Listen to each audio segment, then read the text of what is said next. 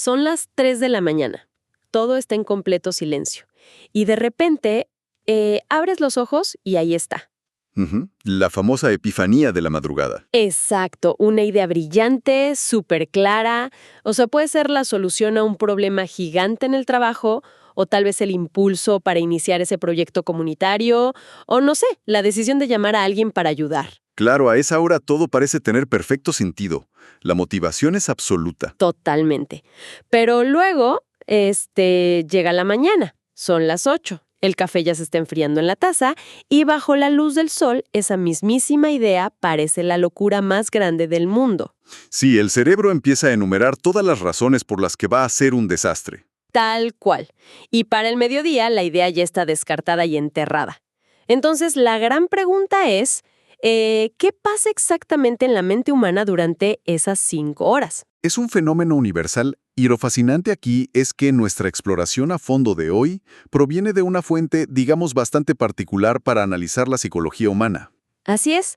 Tenemos sobre la mesa un audio. Específicamente, es un discurso o sermón de la iglesia Solo Faith.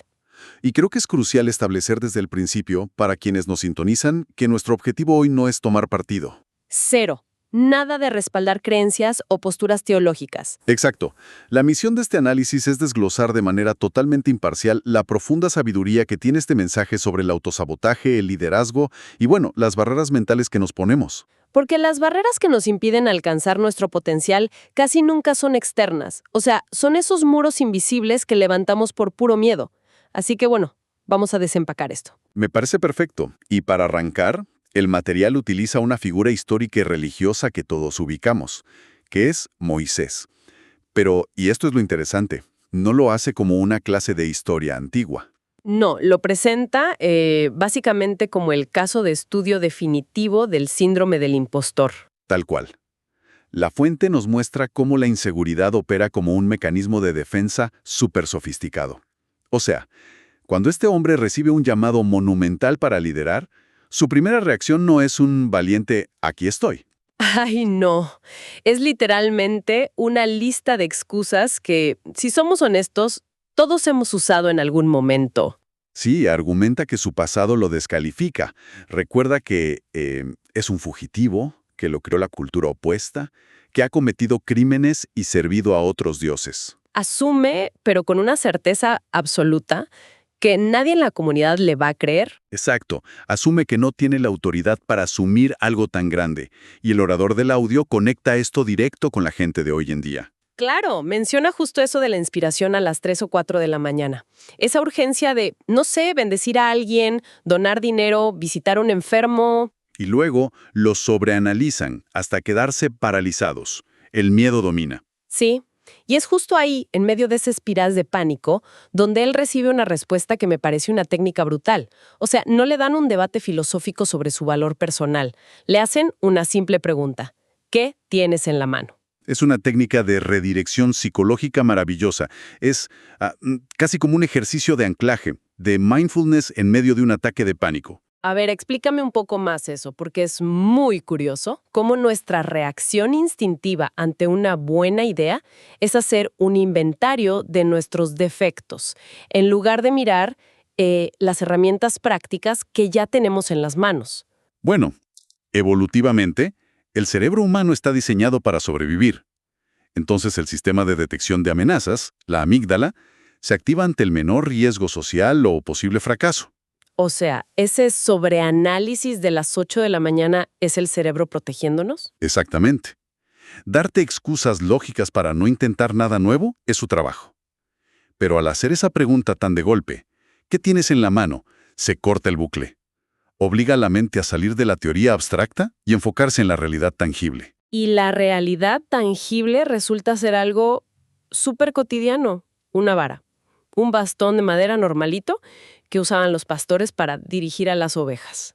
Como lo que menciona el Salmo 23, ¿no? Para confortar y corregir. No era una espada mágica, era su herramienta de trabajo de todos los días.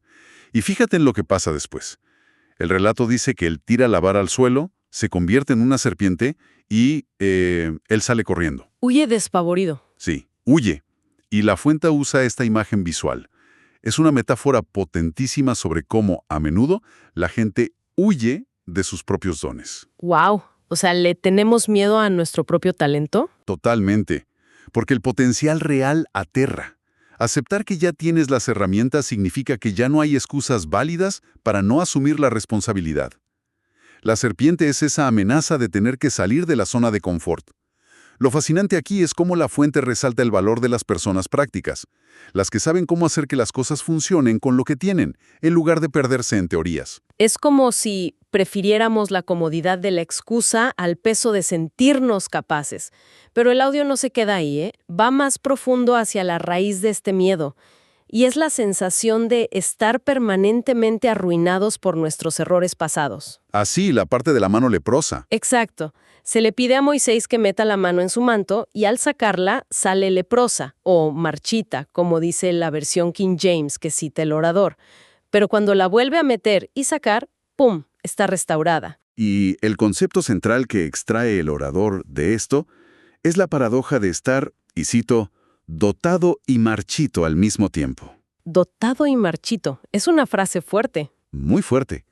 Argumenta que alguien puede tener un propósito enorme y muchísimo talento, pero sentirse psicológicamente marchito, ya sea por tiempo perdido, malas decisiones o lo que llama la neblina de la mundanalidad. La carnalidad. Sí. Esa sensación aplastante de que ya la regaste y el costo es irreversible. Pero el audio afirma que la restauración no toma décadas, solo requiere sinceridad. De hecho, hace la comparación con el hijo pródigo. Ah, sí, el que decide dejar de comer sobras y vuelve a casa. Y el padre lo recibe de inmediato, con un anillo y una túnica nueva. No lo hace pasar por un periodo de prueba para ganarse el perdón. Ok, a ver, aquí es donde yo tengo que hacer una pausa. Porque entonces, ¿qué significa todo esto en la vida real? Ajá, dime. Suena un poco a una curación instantánea mágica. Yo me pregunto para quienes nos escuchan, ¿es verdaderamente posible que alguien que ha desperdiciado gran parte de su juventud, tomando las decisiones más destructivas y tontas posibles, recupere su valor así de rápido? O sea, como sacar la mano del manto y ya. Es un escepticismo súper válido, ¿eh? Y para responderlo, hay que aclarar que la fuente no dice que las consecuencias logísticas desaparezcan por arte de magia. O sea, las deudas siguen ahí, las relaciones rotas toman tiempo. Claro, la vida real no se borra. Exacto. De lo que habla es de la restauración de tu utilidad, de tu valor inherente como agente de cambio.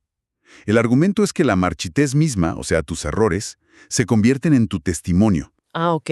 Como que tus partes rotas son la prueba. Sí. El hecho de que alguien que estuvo tan roto pueda ser usado de manera tan peculiar es una prueba tangible para que otros crean.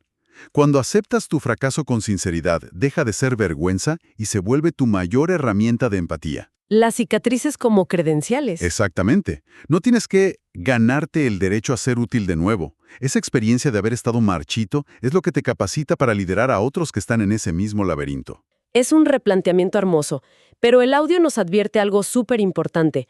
Sanar tu historial no sana mágicamente tu forma de pensar. O sea, un cambio de situación no equivale a un cambio de mentalidad. Esta es una de las distinciones más agudas del sermón.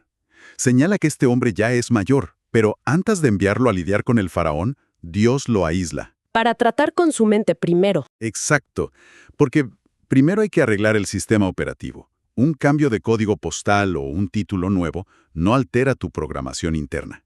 Y el orador dice algo dolorosamente cierto. Menciona que hay personas en sus 30s, 40s o 50s que todavía van por la vida con las inseguridades de un adolescente de 14 años. Sí, y vuelve a la historia del hijo pródigo para ilustrarlo, pero ahora se enfoca en el hermano mayor. El que se quedó en casa. Ese mero. Él siempre estuvo en la casa del padre, tenía la buena situación, la comodidad, pero cuando matan al becerro gordo para celebrar al hermano que volvió, se enfurece. Claro, tenía una situación externa perfecta, pero una mentalidad totalmente resentida y de escasez. Y ese contraste le sirve a la fuente para hablar de la dinámica entre el talento y el carácter. El talento, el don, es lo que te abre las puertas y te lleva a las grandes habitaciones. Te sienta en la mesa. Te sientas en la mesa.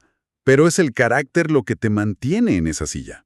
Las personas arrogantes que intentan sobornar o cambiar una cultura sin tener sabiduría interna terminan siendo expulsadas rapidísimo. Porque los líderes experimentados huelen a los farsantes a kilómetros. ¿Sabes? Esto me recuerda mucho a cuando alguien consigue un ascenso a nivel ejecutivo en una empresa. A ver, ¿cómo así? O sea, tiene el talento técnico, por eso lo ascendieron, pero llega a la sala de juntas y sigue actuando súper a la defensiva. Oculta información, compite por tonterías. Básicamente actúa como un becario novato aterrorizado. Claro. Su situación externa es de líder, pero su mente sigue siendo la de alguien en la base de la pirámide, muerto de miedo. Es una analogía perfecta y refleja un problema súper actual. Piénsalo, hay una impaciencia enorme hoy en día por construir una marca, ya sabes, con cámaras, escenarios, seguidores. Todo lo que brilla. Sí, y eso eclipsa el trabajo mental silencioso que se necesita para sostener ese éxito. Si tu mente no aguanta el peso de esa posición, tu propio talento te va a exponer. Y esa falta de madurez interna, esa inseguridad, nos lleva directo al siguiente error que menciona el material: envidiar a los demás. Ah, la ilusión de la elocuencia. Exacto. Porque a pesar de todas las señales, o sea, le prometen convertir el agua del Nilo en sangre si no le creen, Moisés sigue poniendo excusas. Dice que no es elocuente, que es tardo de habla. Básicamente se queja de que no sabe hablar bonito. ¿Sí? Y la respuesta es durísima. ¿Quién dio la boca al hombre? No soy yo el Señor. O sea, si necesitaras elocuencia para esto, se te daría en, como dice el orador, en 1 minuto de Nueva York. Y aquí es donde el orador cuenta una anécdota personal muy reveladora sobre un retiro de pastores. Relata que un pastor ya de 60 años se le acercó en privado. Para elogiarlo, no. Sí, le elogia efusivamente por su inteligencia y su elocuencia. Y el pastor mayor le confiesa, con mucha tristeza, que lamenta no tener ese don. Se sentía inferior. ¡Qué fuerte! Pero el giro de la historia viene al final del retiro. Resulta que nadie estaba hablando de la brillante oratoria del conferencista. De lo que todos hablaban, lo que los había conmovido, era la sinceridad de ese pastor de 60 años. ¿El que se levantaba de madrugada? Ese mismo. Se levantaba a las 4 o 5 de la mañana a caminar por la casa repitiendo bajito: «Gracias Jesús, gracias Jesús». Esa humildad y devoción genuina dejó la impresión más profunda en todos. Y aquí es donde se pone realmente interesante para mí. Porque esto es un reflejo de nuestra sociedad. Estamos obsesionados con los talentos ruidosos. Ser viral, hablar en público, el carisma. Exacto. Previamos lo ruidoso, pero ignoramos por completo los talentos silenciosos y naturales, que son los que de verdad impactan la vida de la gente a largo plazo. Es que la inseguridad nos empuja a buscar cualidades intangibles que no tenemos. Creemos que valemos más si dominamos el talento del otro. Porque es visible y genera aplausos rápidos. Tal cual. Pero la anécdota demuestra que la autenticidad, o sea, hacer lo que te sale natural, con convicción real, es lo que genuinamente atrae el respeto. Cuando copias por envidia, eres de plástico. Cuando operas desde tu propia sinceridad, por mundana que parezca, tu impacto es innegable. Innegable. Me encanta eso. Entonces, recapitulando un poco nuestra travesía de hoy. Primero, dejamos de sobreanalizar a las 3 de la mañana, enfocándonos en lo que ya tenemos. Las herramientas en la mano, sí. Segundo, nos damos cuenta de que podemos estar dotados aunque nos sintamos marchitos por el pasado. Tercero, arreglamos nuestra mentalidad para estar a la altura de las oportunidades. Y cuarto, dejamos de envidiar los talentos ajenos. Un proceso de limpieza interna completo. Totalmente. Pero una vez que despejamos todo ese ruido, ¿qué queda? Según la fuente, el único paso lógico que queda es la acción pura y dura. El mensaje final es súper contundente. Después de tanta paciencia, llega el punto de «cállate y hazlo», o el «shut up or do it». Jaja, directo al grano. Sí, Dios le dice a Moisés que ya vaya, que en el camino le enseñará qué decir, y el concepto clave aquí es que en la obediencia te conviertes. A ver, explícame eso con la analogía del agua y el vino que usan. Claro, en el relato bíblico de Jesús convirtiendo el agua en vino, los sirvientes llenan las vasijas con agua normal, pero el agua no se transforma en vino estando estática en el suelo. Ah, ocurre durante la transición. Exactamente. Ocurre en el acto de servirlo, en la acción. En términos de psicología, es en la acción comprometida donde forjas tu nueva identidad. Es como esa idea moderna de construir el avión mientras está volando. Las respuestas no aparecen mágicamente antes de que des el primer paso. Aparecen durante el proceso de ejecución. Me recuerda a cuando intentas girar el volante de un coche antiguo que está apagado y estacionado. O sea, está durísimo, no se mueve. Tienes que hacer muchísima fuerza. Pero en cuanto el coche empieza a avanzar, aunque sea despacito, la dirección se vuelve suave y responde al tacto. Queremos todo perfecto antes de arrancar. Pero la transformación pide fricción, pide movimiento. Como señala el audio, es una temporada de correr, no de procrastinar. Tienes que escribir tu visión clara para correr hacia ella. El único obstáculo que queda eres tú. Y lo que me pareció fascinante es cómo el orador aterriza toda esta teoría en una aplicación práctica súper concreta para su iglesia. Esto plantea una pregunta importante sobre cómo la filosofía se traduce al mundo real, ¿sí? Porque de pronto anuncian que la iglesia Solo Faith entra en una fase de acción. Y mencionan que se han asociado con DoorDash y Second Harvest. Para entregar alimentos a la comunidad, sí, es logística pura. Pasamos de analizar milagros antiguos a hablar de repartidores de DoorDash. Buscan empresarios locales para donar enfocados en personas sin transporte o que quedaron atrapadas en casa desde el COVID. Y citan ese principio de que, al dar, recibirás medida buena, apretada, remecida y rebosante.